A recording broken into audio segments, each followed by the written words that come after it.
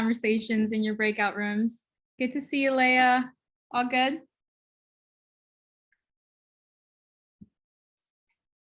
Super excited for our next speaker.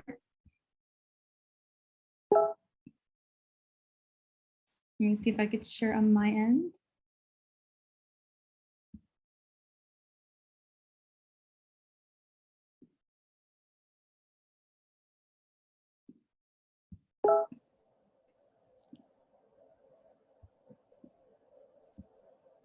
Bear with me 1 second. Welcome back, everyone.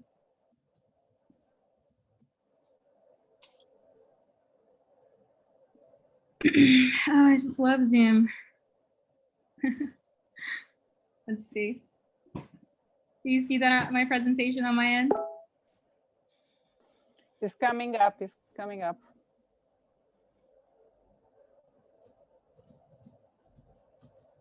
How about now? Yes, we do. Great. Leah, how's everything? All good? All right. Awesome. Yeah. Thank you so much again, everyone, for managing through our technical snafus. Yeah, I hope you enjoyed connecting in the different rooms. I know I had a good time bouncing around, meeting a few people that I've, new people I haven't met yet. And all thanks to this virtual space, I'm able to connect with you all. So I'm super excited for this next workshop.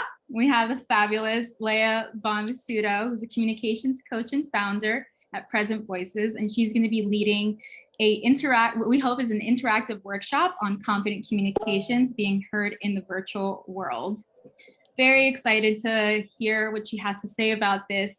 With Present Voices, she's been helping so many leaders learn to speak more confidently when it matters most. And she does this through communication coaching and through community like this. She is passionate about dismantling the systems that are silencing voices in our society. And she combines evidence-based tools and real work experience to address conversational communication, presentation skills, presence, confidence, and leadership style. I'm so excited to be a part of your presentation, Leah. It is not easy. As someone who is emceeing this event and has done so in person, I'm very, very excited to hear what you have to say of how do we transition those skills into a virtual space and do it confidently and with power and presence. So I'll let you take it away. And everyone, please, feel free to drop any questions you have during the workshop in the Slido, and we'll include that in the chat.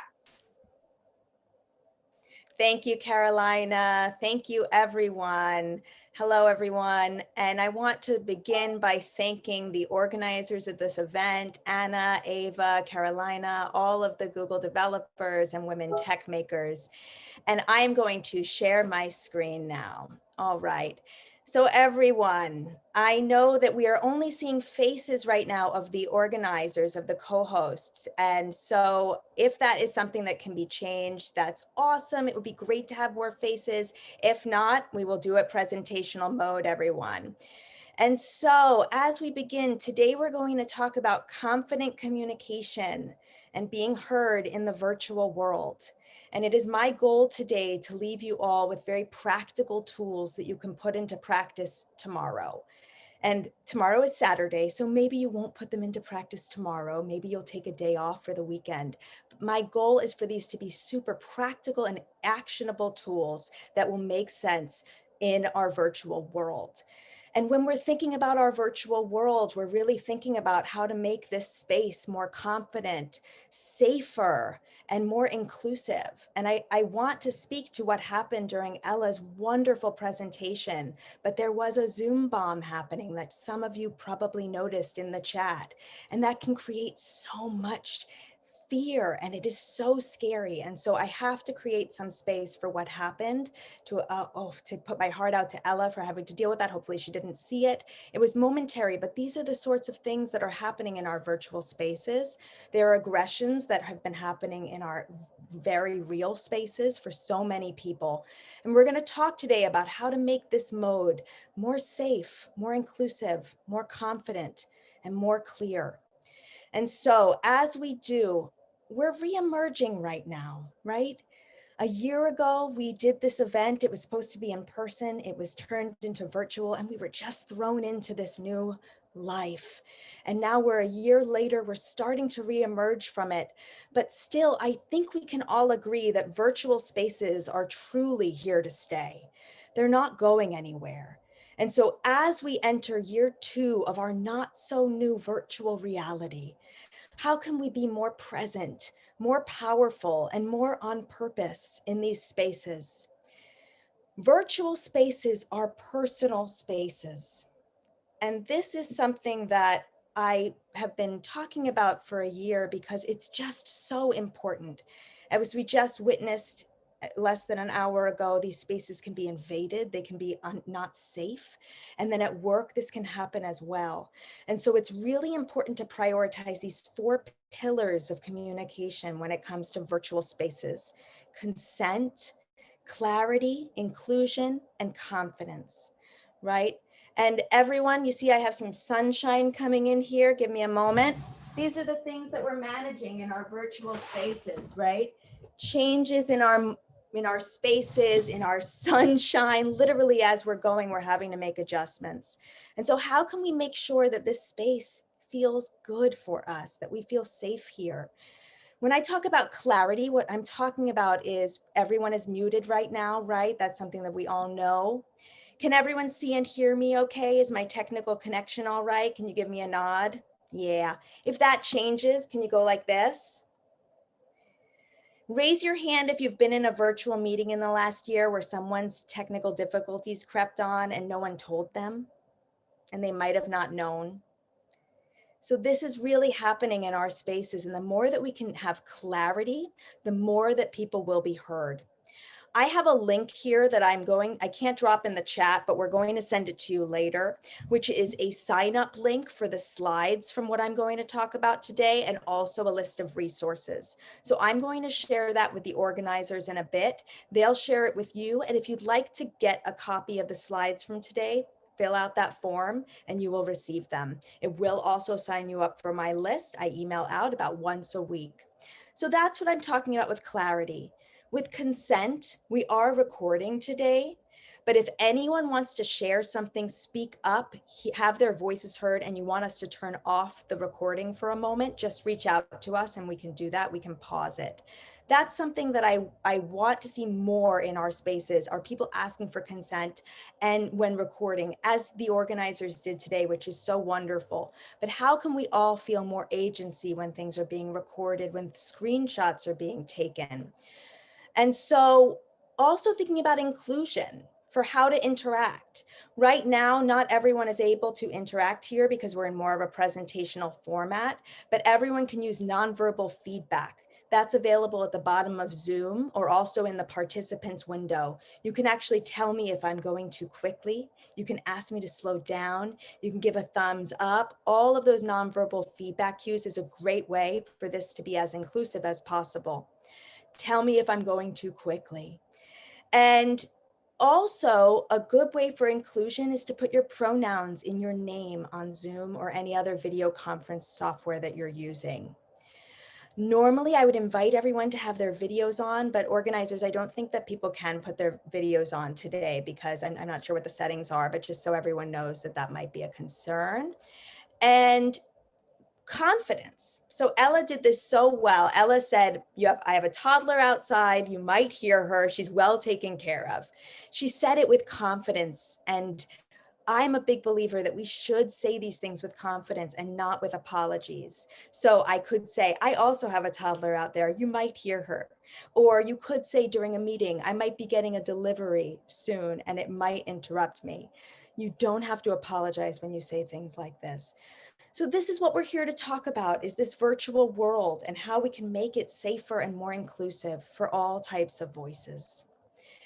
And as we move there, I want to tell you a little bit more about myself. My name is Leah Bonvissuto, and I am a communication coach and founder of Present Voices. And I help people speak with more power and presence on video.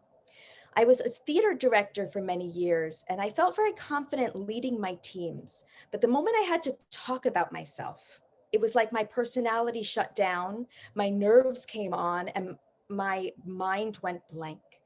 Not only were the nerves debilitating, but almost more so the shame around the nerves were so massive. I didn't feel like I could talk to anybody about it or admit it. And over the last 10 years, I've developed a process of tangible tools that have helped thousands of people in industries from tech to healthcare to media feel more confident and in control of their off-the-cuff communication. Today, I work with individuals and teams to help them speak off the cuff and communicate with more confidence. I have a ton of spatial and vocal privilege, and it's really important to talk about that. It's a big part of what we're going to talk about. And as a white person, that is something that I have to use in order to create space for voices. But it is my mission to dismantle systems that are oppressing voices so that more types of voices can be heard. We're going to talk about that a lot in our panel shortly, and we're going to talk about that here. Now, everyone, I take a good amount of data. A lot of my clients are data leaders. I'm massively inspired by them. And I collect data because it makes this soft skills work that much more tangible. And sadly, my data is showing that everyone is suffering. Truly, almost everyone. The numbers were this high pre-pandemic. 86.7% of people are experiencing debilitating nerves when they're speaking at work. 96.1% of people right now are experiencing anxiety at work. 85.9% of people do not feel prepared for spontaneous speaking. And I'm going to sit here. I wanted to see hands here, but for those of you who can't raise hands, I want you to even do it while we can't see you. Raise your hand if you experience nerves when you're trying to articulate yourself off the cuff. Raise your hand if you have palpitations that happen for seemingly no reason, that shake your entire solar plexus and make it hard to speak. Oh, the hands are raising. Raise your hands if your throat constricts or you feel like you can't catch your breath sometimes. Raise your hand if you have racing thoughts. If you feel like you don't belong sometimes at work. If you feel like you're not being heard. Yeah. And so everyone, there are so many hands being raised in this group that so many of us are experiencing this. So many of your teammates are experiencing this. And in fact, your managers and your superiors. And how can we create more safety in our spaces? How can we do this for everyone and each other? We're going to move now into thinking about how we can preserve our energy on Zoom, because I know everyone here, regardless of whether you're an essential worker working on the front lines or you are on Zoom all day, everyone knows how emotionally draining this past year has been. And so when we're on video calls, and those of us who are on video calls all day, we have to preserve our energy, because this mode of communication is a microscope for our presence. It's exhausting. And the reason why is because 93% of communication is nonverbal, is everything but the words. That's 93%. And when we are in these virtual spaces, we are losing a lot of that 93%. That 93% is made up of facial expression, tone of voice, body language, eye contact. Technical difficulties can make most of those things go away, right? Or just what I'm choosing to show on the screen can obscure those nonverbal feedback cues. And so those of us who are speaking or receiving, we are doing a lot of emotional work to fill that gap that's created in the virtual world, right? We're nodding a lot, we're leaning in, we're making ourselves small, we're trying to get a word in, right? Is everyone feeling the amount of effort that we're putting in these video calls? Even when we're not speaking, we're just moving so much. And this is all diminishing our hormonal confidence. And this is because of the studies done by Amy Cuddy and John Neffinger and Matthew Kohut around embodied cognition, and the idea that if we take up more space, we actually feel more confident. And so trying to get a word in, or making ourselves small, leaning in all the way so that we can interject and get a word in, is actually damaging our hormonal confidence. And instead, we need to practice taking up space. So on video, I prioritize 3 S words. They all start with S. They're really easy to remember. Silence, spaciousness, and stillness. All of these are very counterintuitive. Our mind tells us to do the opposite. Remember, it tells us to make ourselves small and speak really quickly so that we can really not be interrupted before we get everything in we need to say. That is then signaling to ourselves that we have a reason to feel threatened. And we're going to talk about that quite a bit coming up, because that is very much a realism for too many people in our American workplace. But if you can prioritize your comfort first and foremost, you are going to signal to your own body that you are safe, safer, and that can start a healthy feedback loop between the mind and body connection to set you up for more confidence. And so everyone, wherever you are right now, can you prioritize feeling comfortable in your chair? Can you lean back? Maybe leaning back makes you feel further away from the screen. I'm going to challenge you to think of that as a good thing. But you can always scoot your chair in if you want, and I even have a pillow back here to prop me up. When you're leaning back, you can do what I call the pull. And this is so cool. Instead of me feeling like I have to push everything into the screen, I think of it as pulling my audience to me. All of this is going to help your ability to exert less and preserve your energy on Zoom. Now, you will naturally go right back to your habitual behavior, always. This work always works that way. But then when you realize it, you can reset to comfort. We're going to talk a bit about in the panel how I really believe that you can't communicate with confidence unless you feel physically comfortable. And if you envision the speakers, the leaders you know who exhibit the most comfort and confidence, they're usually sitting in a really comfortable way. So prioritize your own comfort. You can also hear how I'm modulating my vocal volume a little bit. I'm actually pulling my vocal volume back to about 75%. This is enabling that I'm not pushing my vocal volume too much. Zoom and other video conference platforms do a good amount to pick up speaker volume and to minimize background noise. And so you can pull your volume back to about 75%. And just by doing that, it creates this pull effect where I'm bringing people to me. For the faces I can see, can you hear me okay? Is my volume all right? Yeah. And so we don't want to push too much. It is what's creating so much emotional drainage. Now, this has a few caveats. First of all, I only put this practice into place, what I'm talking about, these tools, into practice in my most important meetings, because presence is so exhausting. You really want to reserve this for the moments that are important. You cannot do this if you're in video meetings all day. Choose 1 or 2 meetings a day that really require your presence and attention and focus there. And this is also going to vary greatly, of course, based on the power and privilege in a space. What I'm speaking about, which is really about how we can put in less effort into our video communication, is for people who feel like they don't have enough power and privilege at work in your spaces. For the leaders in our space who are holding more power and privilege, it is your responsibility, actually, to put in more effort, to put in the effort to encourage your team to speak, to bring them out, and to ask what they need their virtual spaces to be like in order for them to feel heard and safe. So everyone, we're going to practice this all together. Everyone's on mute, and that is the way it will be, but we're going to practice because we're all on mute and we can speak without being heard. So everyone, I'm going to ask you to introduce yourself on mute. No one's going to hear you. We're all going to say, hi, my name is, my role is. And I'm going to ask you to practice saying this from a place of comfort, leaning back.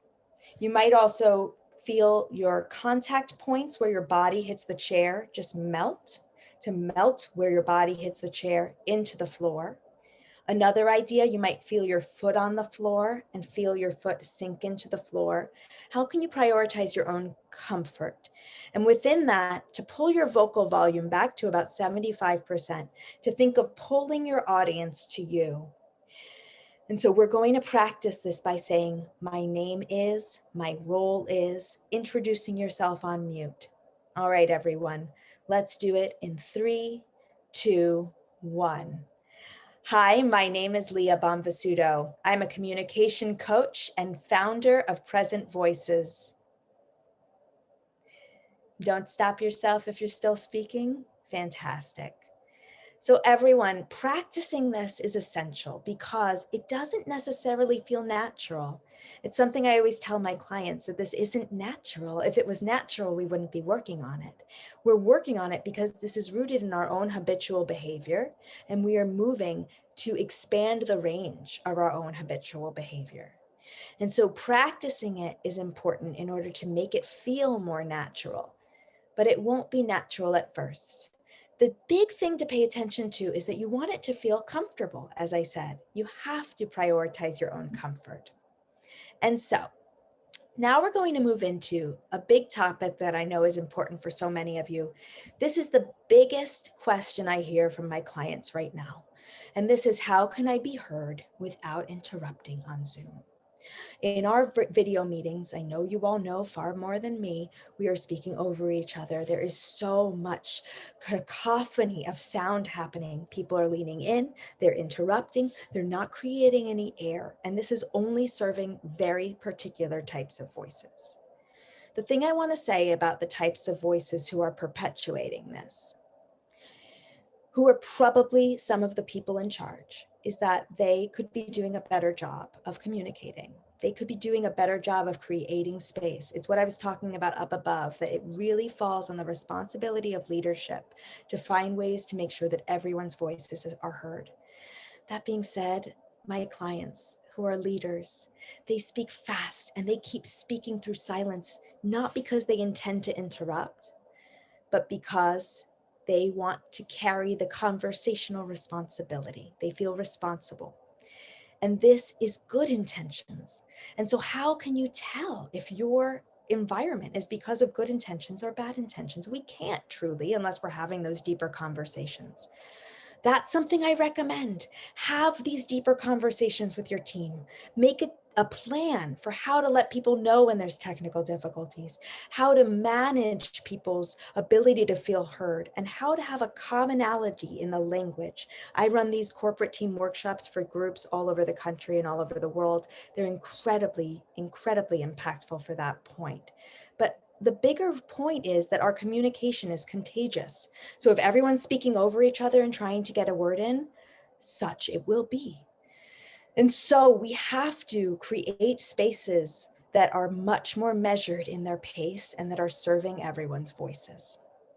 First of all, if you feel the need to interrupt, just remember that you will not be served by interrupting and trying to fit what you want to say into a tiny bit of a hair and rushing to do so. So what I recommend doing is, what I just did was I took the conversation. You want to wait for the hair of a pause, and you want to take the conversation with filler, intentional filler. Once you have the conversation, you can look away to signal that you're thinking, to have a reset button, to ground yourself again.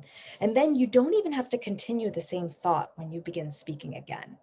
But you are taking the conversation in order to reset the pace and pull people towards you. Once you're speaking, and this is totally counterintuitive, how can you not rush? It is absolutely in our impulse to rush when the pace of the conversation is fast. But then we are signaling to ourselves that we should go faster and that what we have to say is less important. And so do not let them rush you. Some techniques around that are to use the breath to really honor your innate rhythm.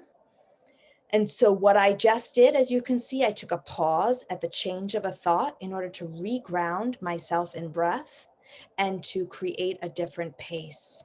You could also do what I'm doing right now, which is saying every word that's coming out of my mouth. It's really, really awkward for me, but no one can tell that. And so that will naturally create a slowing down of the overall pace.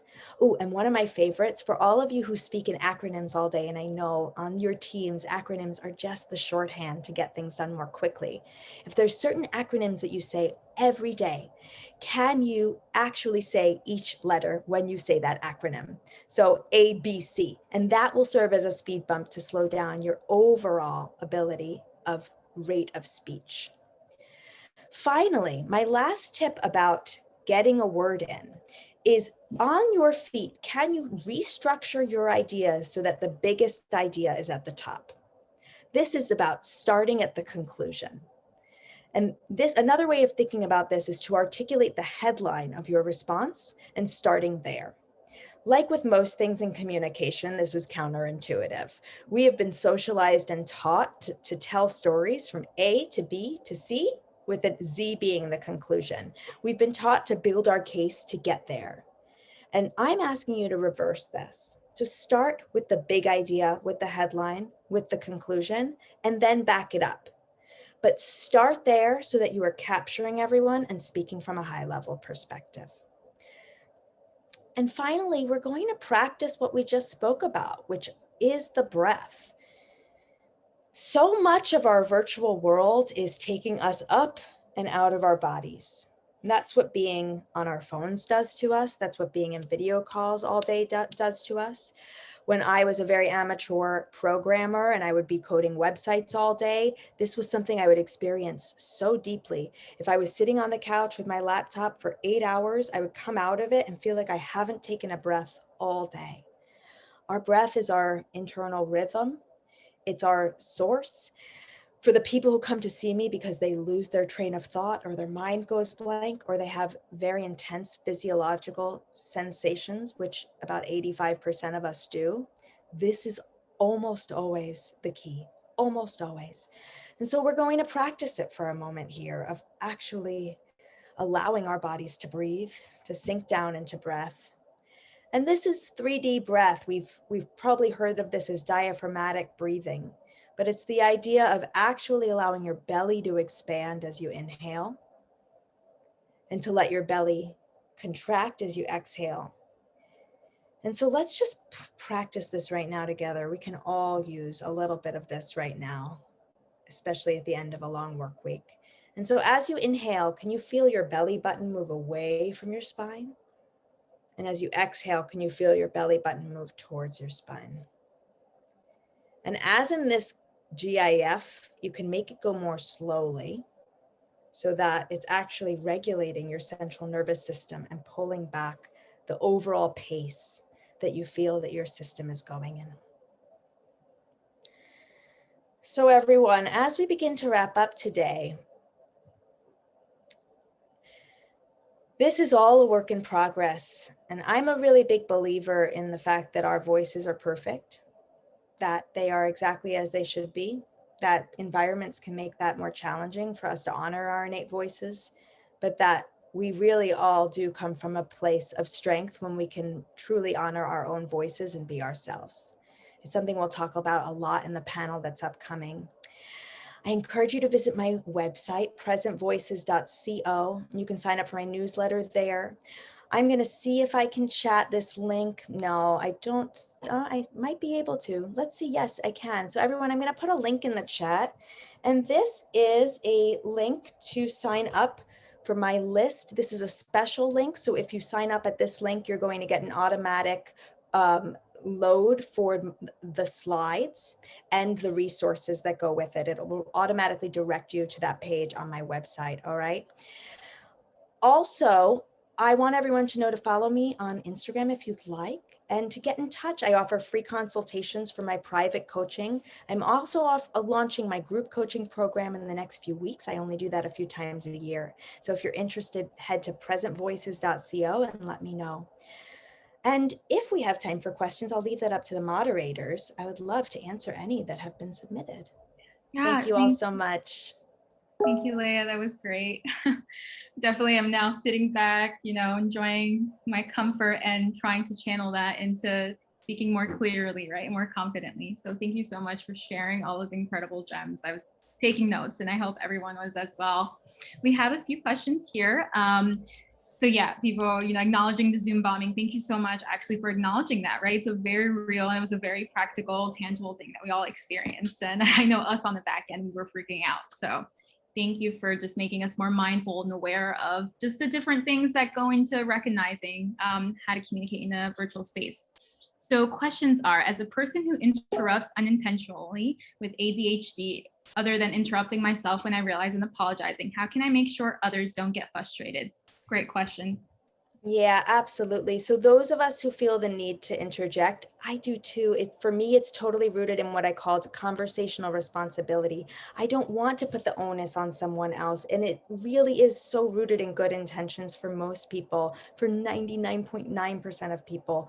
And so what I have to do in those moments, first of all, is recognize that it is an innate behavior that I'm trying to change, and to be graceful with myself as the habit continues to need to be worked on. And then once you're there, for you to bring your attention to the breath. And I do this, I call it ocean breath. It's not me, it's a yogic breathing technique. It's millennia years old, and it goes like this.